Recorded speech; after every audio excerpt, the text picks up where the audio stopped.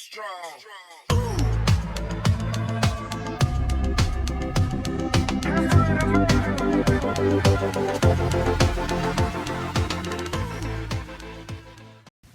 New Year. This isn't the first day of the year, but it is within the first week, and it is a new decade. So to me, it's pretty close. Happy New Year. This is a time where people make New Year's resolutions, a time for new beginnings. But when we're in the throes of being betrayed, or learning that someone like a parent or sibling is really a monster, or learning that your entire life has been a lie, none of this makes it easy to think about a resolution, because resolutions are about hope and promise. If you're anything like me, when I was going through my severe narcissistic abuse, I struggled to get out of bed. The shame and the defeat from the fighting kept me so far from normal that the mere thought of a New Year's resolution only reminded me how my life had turned so badly. It actually made me feel worse and made me feel like I had no hope. Let's think of this New Year's as a place to learn more, a place to release the anger, not because they don't deserve it, but because we don't deserve to carry them 1 minute longer. Make a recovery plan and set some goals. Nothing in life is really ever achieved if we don't set a goal. Life tends to just happen if we don't set a goal. So if we want to get better, let's think about how we do that. Setting a goal that maybe that you will learn that you need to verify the behaviors as abuse. Don't get stuck and hung up on they're a narcissist or sociopath or psychopath or borderline, histrionic, or anything else. It's abusive. When you learn that they have been abusive, without question, you've verified some red flags, you've seen behaviors, you understand what happened. Then move your attention to healing yourself. Stop trying to, dissect exactly what everything meant, because that's going to come in time. But create a vision of what you want your life to look like. What does peace look like? What does security look like? And start to make plans on how to get there. I know things are different. Things are not what you planned, and it's hard to even imagine how you'll reach any kind of goal. But I'm not talking about becoming a millionaire or having all your retirement saved at this point. I'm talking about the everyday, take one step in front of another to heal. This is the kind of healing and promise that we need to make to ourselves at this time. And if you're listening to this in August, then that is the beginning of your new year. That is the beginning of your recovery. And start to respect it as that and say, what do I need to do next? Make plans to read more. Listen to Audible books if you can't read. Just do it. I multitask and I walk in the supermarket and I am reading every day. Make plans to figure out what your wounds are as a result of this type of abuse. Make plans to understand how you heal that wound.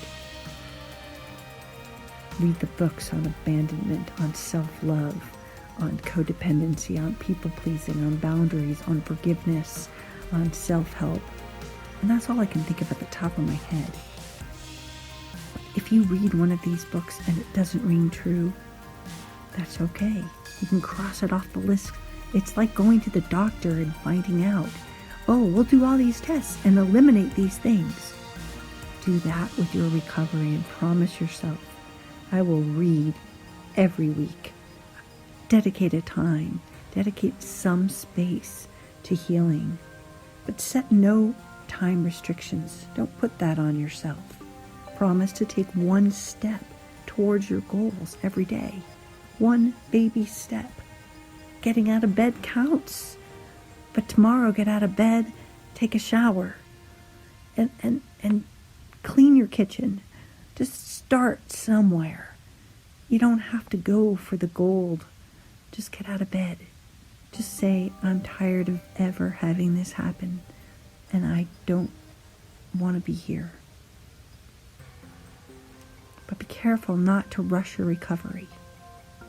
People often jump back in when they start to feel better, and they expose themselves to predators again. Every day I hear stories of people who are, the list goes on and on. They've been in one relationship after another, and they're finally looking for answers. That's what you need to do. You need to look and understand. And when you figure out that wound, you need to heal that wound before you move on. Give yourself that self-love to say, I'm not going to do this again until I know everything I need to know. And then forgive yourself for not knowing. Forgive yourself for staying so long, or for being so nice, or for trying to save the unsavable. Forgive yourself for anything that you feel guilty about. You can't change the past, good or bad. We were stalked by predators. We were selected for our strengths. Even if it's a parent or a sibling, we took the role because we were the strong ones. Did you know that the only one in a family dynamic that survives is the scapegoat? The rest of them sell their soul. Bad things happen to them all on their own. But forgive yourself. And then work on fears. Understand your fears. Where do they come from? Not just what they are. Figure out the root cause. When we can understand that our childhood or things that have happened in our lives are running recordings in our head, it is those fears. So you're going to have to face them. Remember, our fears are our intuition that is warning us. And this time we must listen. If we don't understand our fears fully and we don't know how to control them, our fears can ruin our lives. They can try to weaken us and keep us down. But we must learn to conquer fear.